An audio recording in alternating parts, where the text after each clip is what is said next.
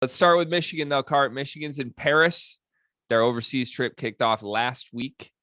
So far, I know they've played one game. I believe they have 2 or 3 more. And Michigan, as a program, is handling this in the dumbest way possible. They're not telling anybody who they're playing, when they're playing them. They're not posting video. It's like they don't want anyone to see anything about this team. It's really frustrating. I don't know why this is happening. I think Jawan is the orchestrator of this, but I don't like it at all as a fan / semi-media member. Very difficult to draw any conclusions from this. However, we did have a box score come to light from game 1. They lost by, I believe, 20-something points to a pretty good pro team who has a bunch of... A good. I would say good. Like, they're good. They're good. Like proven college veterans and true professional basketball players are on this team. Michigan played everybody. It sounds like it was not like a, hey, we're going to go out and try and win this game. It was a, we're going to play everybody who's healthy type game, 10 plus minutes, get a look at what we got. That said, there were definitely some positives and some negatives from this.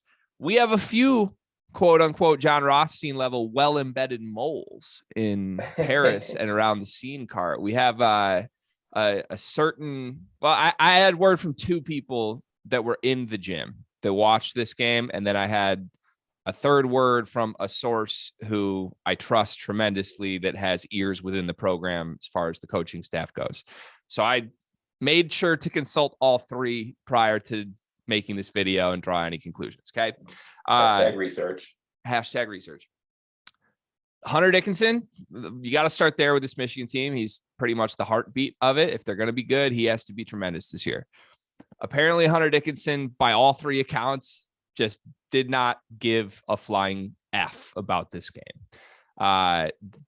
Heard that he was just not into it. Heard that he looked like the same exact guy, talented as hell, but like he looked like this was an exhibition scrimmage and couldn't be bothered to care about this game. So I don't think that matters too much, but kind of disappointing to hear like the guy you're hoping is going to do everything is sort of nonchalant about the very first game. The good, Jalen Llewellyn apparently looked great. All 3 of my sources confirmed that he appeared to be a killer. I think he had 17 points. He attempted 7 threes. He had a lot of assists, and he was doing a ton of ball screen playmaking and getting to his spots against these pros. That bodes really well. I was critical of the Llewellyn pickup. Really concerned as soon as they picked him up. Like, is he even a ball screen guy? Is he a playmaker? Is he just a spot shooter, high volume shooter type? So sounds like he has passed the first test there and looks pretty dynamic in doing so. Other things to mention, Kobe Buffkin didn't score, only attempted 3 shots, played less minutes than Doug McDaniel off the bench. Doug had some wow moments, some swing for the fences, quote unquote moments from one of the people who was in the gym. There's a video circulating where he picked somebody's pocket and went crazy reverse layup. Doug played 16 minutes, Cart. He's like 5'8", 5'9", played 16 minutes, attempted 6 shots in 2-point range in 16 minutes. So to me, like, that was a huge number. Like, if Doug is able to create and score against pros at his height right now, I think Doug might be a guy. And maybe that's Kobe Buffkin insurance. If Kobe Buffkin is really nothing again, you can play Doug and Llewellyn together a little bit. Final note from me, Yusuf Kayet did not play in this game. Joey Baker did not play in this game. So they are missing 2 guys I think are actually going to be very critical pieces of this team. Terrence Williams played a bunch of minutes and was 2 for 9. This is probably the first of 30 times that'll happen this year. And nobody else on the bench really did anything important. Did I miss anybody? I missed Jet. Jet. Yeah, Jet. Yeah. The actor. First of all, Jet's hair has grown 6 sizes since the last time we saw him, which I love. He had 10 shot attempts. I believe he shot 4 for 10 from the field. And from one of our sources in the gym, they basically said it felt like it was a poor performance from Jet. You can tell how talented he is. I don't think anyone just reading the box score would say that's a poor performance. So that bodes well to me. It feels to me like the formula for this team is Llewellyn, Jet, and Dickinson, and everything else is a total unknown. I will now step back. And after taking all of that in, as the hype Michigan State fan that you are, what do you make of where this Michigan team is headed? Can I ask one more question on this as well? Sure. Terrace Reed, is he going to be a factor this year, or is he like Just did he play? Like, is he going to be a rotational minute guy? He played. He will be a rotation guy. He's going to be the pure backup 5. He will get all the backup 5 minutes. There will be no competition there. Dickinson, I mean, is Dickinson. Terrace Reed could be really good this year, and like Terrace is not going to steal minutes from Hunter Dickinson. I don't think they're ever going to try playing Terrace and Hunter together. I wouldn't be shocked because it's Juwan Howard and he's done that. He played Austin Davis and Hunter Dickinson together. But I think Juwan learned his lesson from Musa last year, where like he knows he needs more spacing at the 4, and Terrace isn't that guy. So he did, like, Terrace looked fine. There's nothing to like write about or acknowledge that he did great, but his box score numbers are fine. He had a couple blocks. He had a couple rebounds, and I think he had 1 or 2 buckets. So he'll be fine. I think he'll be a good, if not average, Big Ten backup big. Okay. All right. There's a couple takeaways I want to do from this game. First off, first things first, you can call this the unbiased opinion, biased opinion, whatever. These foreign, like, overseas games, I feel like as a college basketball fan, or, you know, got people, media members following the team, I tend on the side not to overreact. I think it's more of like, this is a summer league. This is a summer league game. And if the guy you want to do good is doing good, like, you can use that to kind of add to your agenda. If they're not doing good, then you can kind of just file it under, okay, like, this is the first game they're playing together, maybe depending on who's coming into the team, who's playing with the team. So, you know, I don't take much of the wins and losses into, you know, kind of into play when I'm kind of looking at these foreign games, especially with this game with Michigan, because like you stated, I think you might be even undersold it. Like, this wasn't like actually like a really good top team in the top league in France. Like they are a good team. Can we flip that now though? Okay, go ahead. 3 days later, Loyola Chicago lost by single digits. Michigan lost. That's because they're built different. They are. I mean, as a team. we love Loyola. And actually, that's a great segue into my next point before I get into the actual basketball point of this and personnel point. The fact that they're not posting highlights, the fact they're not posting things from the trip is actually asked. I want to send a shout out to Rambler's social media person. Everything from their trip has been fire. Yeah. Like, elite videos, elite fits of them just going throughout France. Like, everything about that trip is great. The videos are great. The highlights are great. Fans want to see that. I know Michigan fans want to see that. If Michigan State was on a foreign tour, I'd want them following the players around and want to see highlights too. So the fact that they're not doing that is ass from a fan standpoint. And I think it's just bad in general. Like, kids want to see that. Recruits want to be like part of that, see what that trip is like. I feel like that's a big factor that they're kind of dropping the ball on. What do you have with your phone here? You're about to do some gimmick. What are you about? No. Emails. Sorry about that. Okay. Wow. Am I that gimmicky? I mean, you just had it here, and then you like sat forward in your seat, and I saw a little smirk. And you're like, now, like I thought I saw something coming. No. Now I want to get to like the actual personnel kind of thing of it. My main takeaway from this is Hunter Dickinson can't have that type of performance. And here's where I'm coming from on it, and I want to know your thoughts. I feel like Hunter, him being a dickhead, and I mean dickhead in the best way possible. Like, that's the most endearing term to me, basketball-wise. I'm one of the biggest dickheads ever play in the state of Michigan, regardless of division level, whatever. I'm top 5. I'm in the Dickhead Hall of Fame. That's all great and well, but when you're the best player on the team and you're a guy who's a catalyst and needs to honestly carry this Michigan team, I think, to a certain extent with the personnel that you have, I just don't think you can kind of have these moments where you're nonchalant and you're just kind of taking things like, it's whatever. It's a foreign tour game. I don't really care about this. This is my 3rd year. Like, I don't really care about this. It'll be all good when the season comes. I'll get my stats. Do you feel like maturity-wise, he needs to take a step and kind of step away from the whole, I don't know, I don't want to say villain, because I think you should embrace being a villain, but like, I don't know, the kind of the whole persona of him as a player and like how he shit talks and, you know, not afraid to say what's on his mind, not afraid to say things to the media, not afraid to say things to the other team. Like, that's all great and well, but do you feel like a step needs to be taken kind of where he just, I don't know, steps back a little bit or, I don't know, matures to a certain extent? I have an answer. Okay. I hope that happens individually. Do I think it needs to happen in order for Michigan to be a great team or Hunter to go where he wants to go? No, I do not. I think what Hunter needs to do is, if he's going to play this villain role and the all dickhead team, whatever you said, he just needs to show up and be the dickhead that is aggressive and goes for 40. Like, he can do that every single game. There's nothing stopping him from that. And he has shied away from that in some of the biggest games of his career, notably every Illinois game against Kofi Coburn. And I mean, he did it with Marcus Bingham once last year, and then he came back and gave him 35 on his head the next game. So like, he needs to find consistency with that. I don't necessarily think it's a maturity thing. I personally would love it if he matured and cut the villain stuff, but I don't think that is a necessity. Also, while we say this, like, oh, he was disengaged, blah, blah, blah. He had 15 and 10 on 7 for 11 from the floor in 26 minutes. So like, I'm just reporting what the people who are in the gym said. I heard he looked out of shape.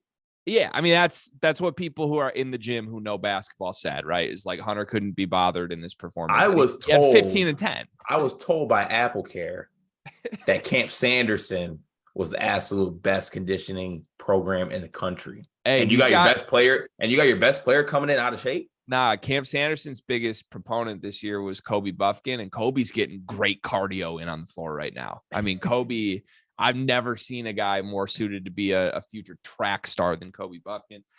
Speaking of Kobe, on a very real note, I'm very concerned about Kobe Buffkin. Last year, I was screaming everywhere at an annoying rate to everyone how much I wanted Kobe Buffkin to play and how much of a mistake it was that he wasn't. Don't say free him. They'll come for you. There's a very real possibility that Kobe Buffkin is a bad college basketball player. There just is.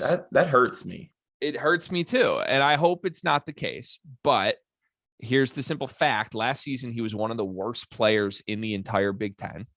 And it was a small role, so small sample size. I get it. But he shot 22% from 3 on pretty much wide open catch and shoot looks whenever he did shoot them. He was smoking layups in the NCAA tournament. Like, he had breakaway layups and was missing them. He's not someone that I feel comfortable at all just saying we need this guy to play 25 to 30 minutes. And that's what Michigan's offseason led to. Like, they didn't go get a transfer shooting guard.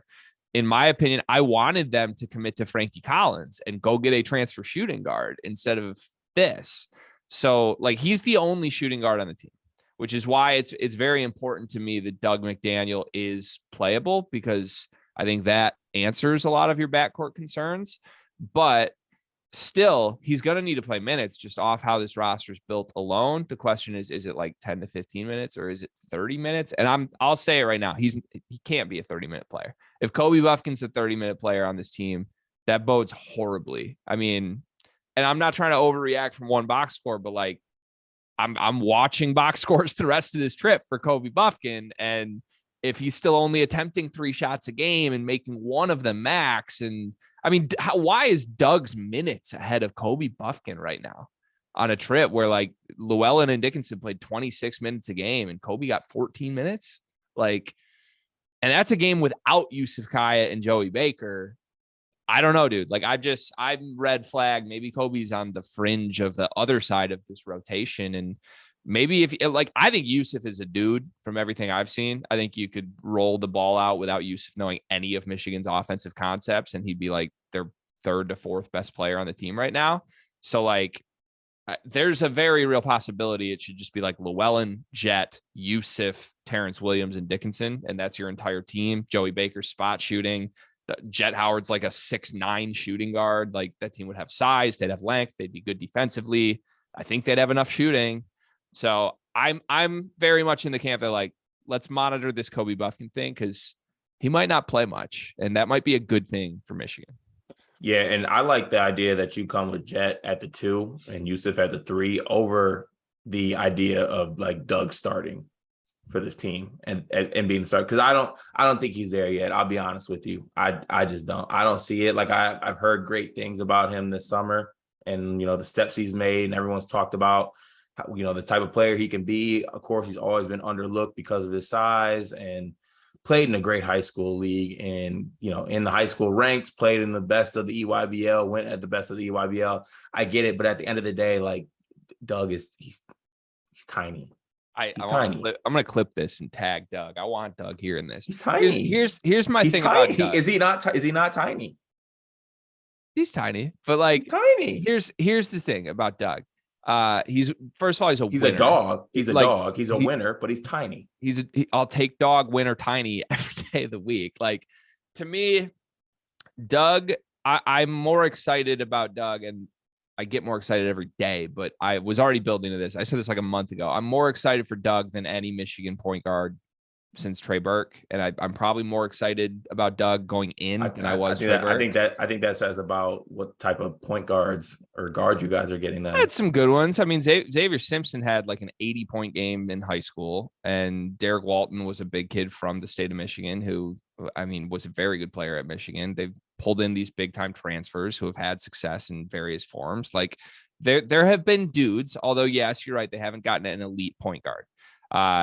But Doug's not an elite point guard, and he still stands out in a lot of ways because it's the whole package to me with Doug. Like, fearless is a word that comes to mind when you watch him. And like, we were talking to Davis Mosley, who again, like, he is in touch with the staff on a daily basis. He's covering the Collier recruitment really well. Like, he said Doug's a monster. Like, he's at Peach Jam and coaches are talking about Doug McDaniel from the year before as soon as he mentions Michigan.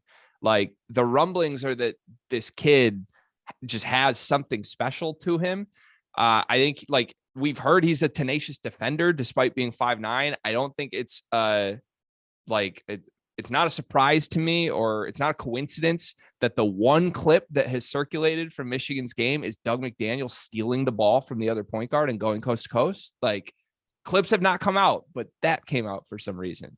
Like, again, the people that texted us about this that were in the gym, 2 different sources.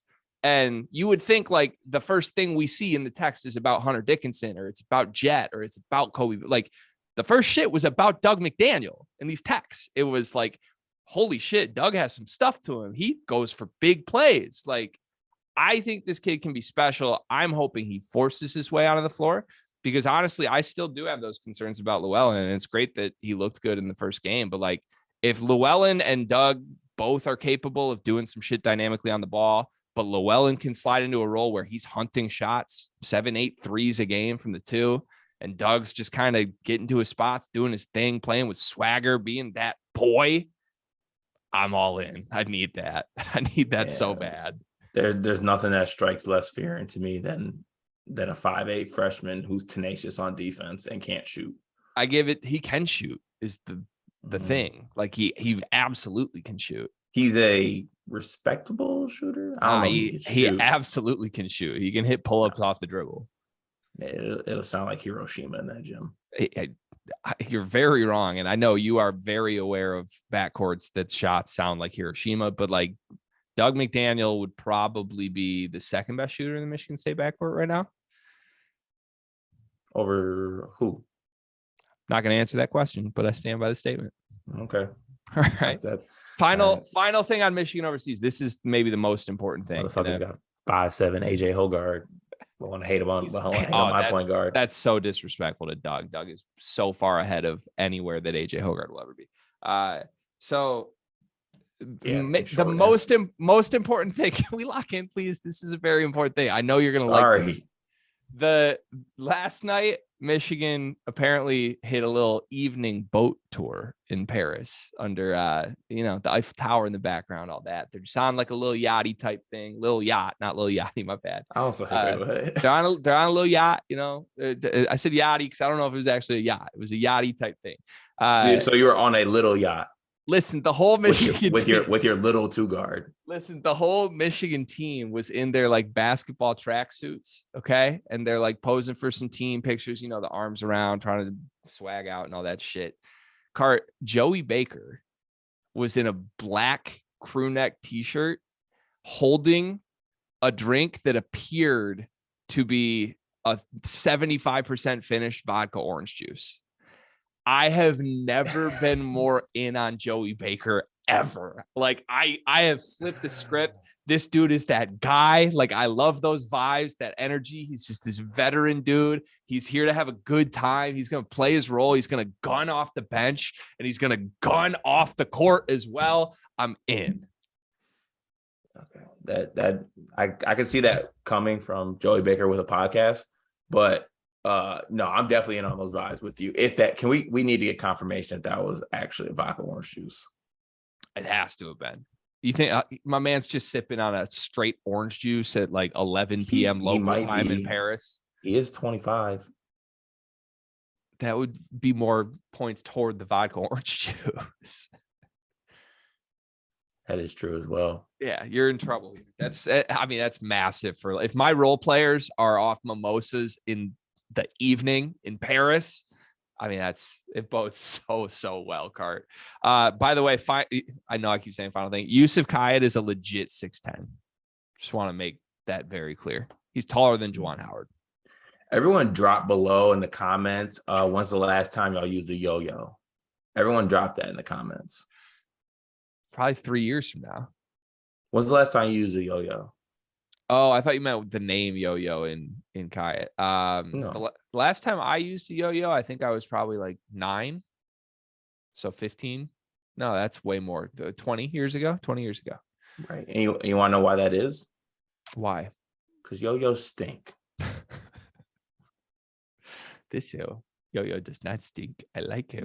He's very good.